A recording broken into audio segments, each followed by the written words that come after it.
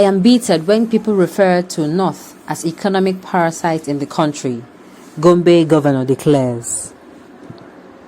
He blames past administrations for laxity, unseriousness in coal money oil fields exploration, signs MOU with Rift Petroleum Company to drive maximum benefit from hydrocarbon and other energy sources in the states. Now the news in detail. Gombe State Governor Mohammed Yahya has spread that he is bitter when some elements considered the North as parasite, despite the abundant mineral resources in the region, just as he took a swipe on successful administration in the state for not taking the issue of oil exploration in the Kolmani oil field serious, thereby setting the state back.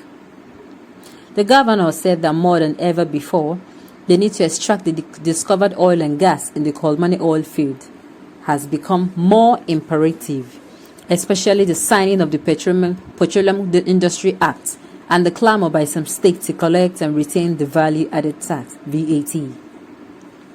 The governor, who stated this during the signing of a memorandum of understanding between Gombe State Government and Rift Oil and Petroleum Company on exploring maximum benefit from commercial discovery of hydrocarbon in Kolmani site and other energy sources.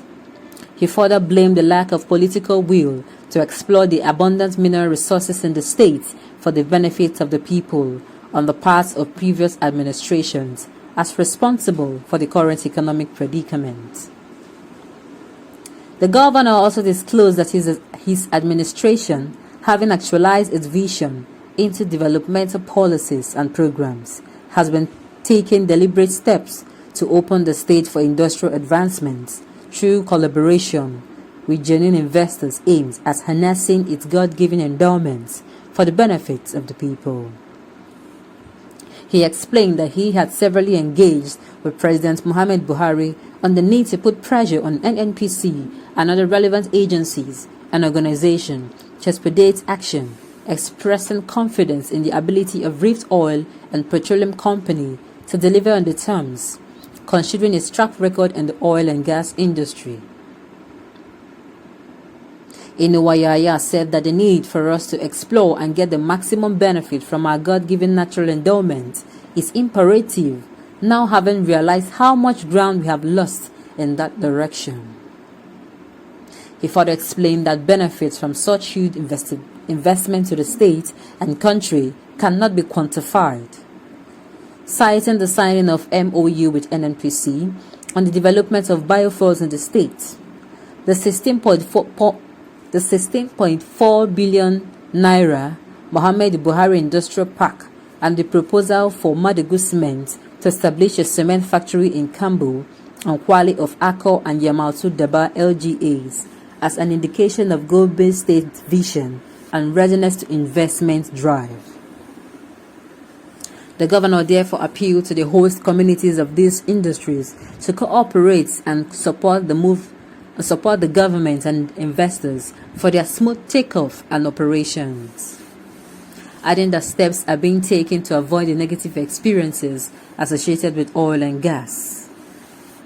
Earlier, the executive chairman of Rift Oil and Petroleum Company Limited, Engineer Rabiu Sulaiman, who briefed the governor and made an elaborate presentation on the history and politics of oil exploration in the northern part of Nigeria, assured that the hydrocarbon deposit discovered in the Kolmani site is of large commercial quantity. Rabiu Sulaiman also said that Gombe State stands to benefit tremendously, as well as infrastructure development, in addition to enhanced commercial activities. He also explained that the MOU signed and other engagements on the projects will fully capture the interest of the host community and government to avoid the experience of the Niger Delta people. I am bitter when people refer to North as economic parasite in the country. In spite of the huge investment in the water sector by the government and international organizations, water scarcity has grown to become a perennial nightmare for residents of Abeokuta, the Ogun State capital. These exports raise the lives and experiences of residents in getting clean, potable and affordable water amid the surge of COVID-19 cases in the state. I am bittered when people refer to North as economic parasite in the country. I am bittered when people refer to North as economic parasite in the country. Wow. But whose fault now is it, if I may ask, in my opinion? Whose fault? It is not a news that the North has been blessed or has mineral resources. It is not news. Whose fault? They have refused all this while. They have refused all this while to generate income, generate revenue, to process and generate revenue for themselves with their God-given blessings. And instead, they keep sitting back, folding their arms, being in high places and not tapping it. And all of a sudden, he is bitter.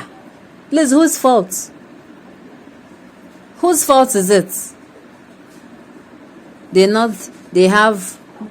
Nobody's at fault here. Nobody's at fault. He woke up that they're lacking behind. Okay, save yourself the energy. Just save it and get to work. Save it and get to work. All this issue coming up, I will keep saying, they're not in any way more important than the issues we have on ground. We have other pending issues. We have issues like insecurity, the number one issue. We have, secondly, marginalization of the masses, marginalization of some regions. This issue the Northerners should just put their head. It's a thing of coming together and decide that they want to make use of the materials that they have found in their states. They should do that, and I don't know, instead of saying you are bitter and you want, please get on, put action to it. At the end of the day, who would benefit? The Northerners. The Northerners will benefit. So I don't see why he's saying he's bitter. Honestly, to be sincere, I do not see why he's bitter.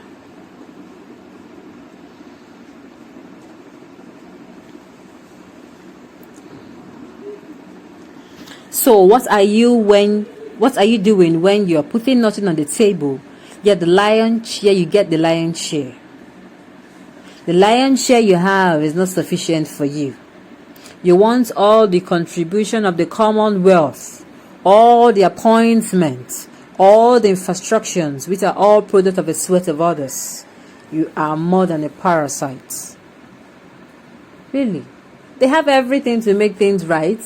Their region belong to the ruling party. They are the ones in government.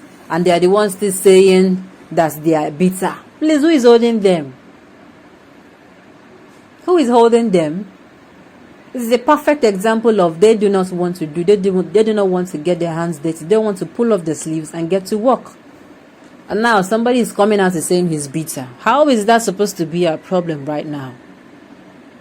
We are talking about how many innocents have died and how many people's lives are in danger.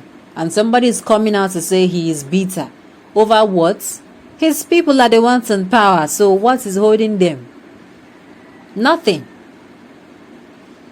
Nothing at all.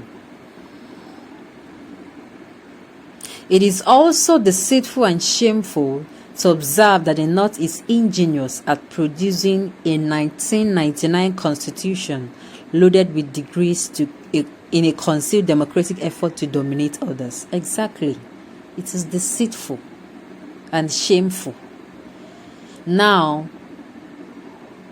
the elections are fast approaching. And what we are saying, we're seeing all sort of things. Suddenly, they now realize that they have national resources untapped. Who has been holding them down? I'll keep asking this question over and over again. Who has been holding them down? Nobody. They're the ones that have the power. They have their location. They have the funds. So what has been holding them down? They have been sitting down, folding their arms, and doing nothing, and all of a sudden they are bitter.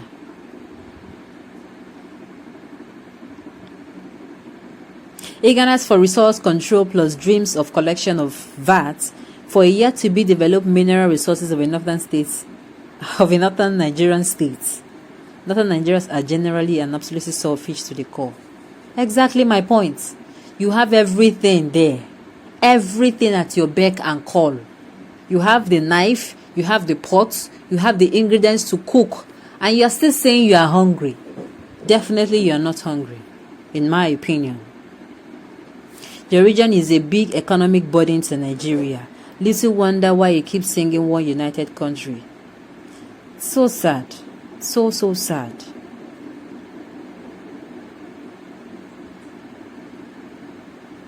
It is only a parasitic individual that will marry free wife and give birth to 15 children which he cannot send to school. Oh my God, this cracked me up.